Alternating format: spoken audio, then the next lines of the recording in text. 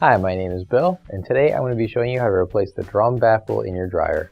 The reason why you would have to do this is because the baffle is broken or damaged, or because it's falling out of the drum. For this repair, all we'll need is a 1/4" nut driver.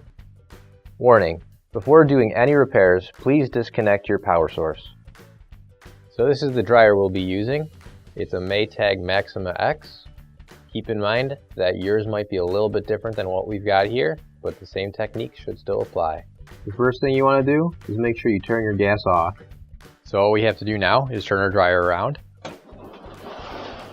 Now we'll be removing the 2 screws here holding our top on.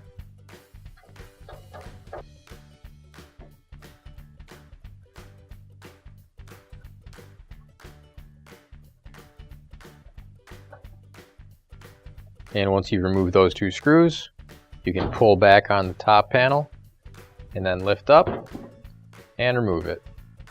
Now that we've got the top off, I want to open up the door here. So inside of our drum, you'll see we've got 4 baffles in here.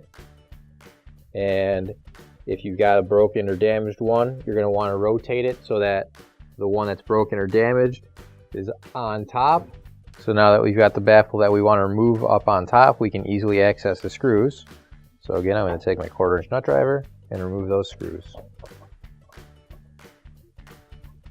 As you remove that second screw, you can just hold on to the baffle inside so it doesn't fall down.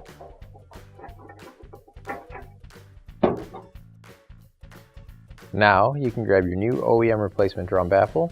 If you don't have one already, you can find it on our online store. So now we'll put the new baffle into the drum, and you'll line up the holes for the screws with the holes on the drum. And once you've got the holes lined up, you can screw it back in.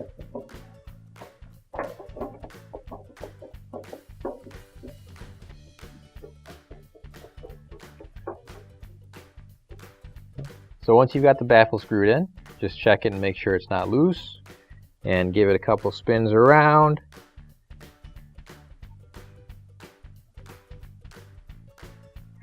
And make sure it just won't fall off of there. Now you can close the door and put the top back on. Now if you take a look at one of the sides on the panel, it's got these slots that go all the way down. Those slots correspond to each one of these tabs here. So when you put the top panel back on, you're going to want to try and make sure that those slots line up with the tabs. And as long as everything lines up, the top panel will slide in there nice and easy. And your back hole should line up nicely so we can screw it back in.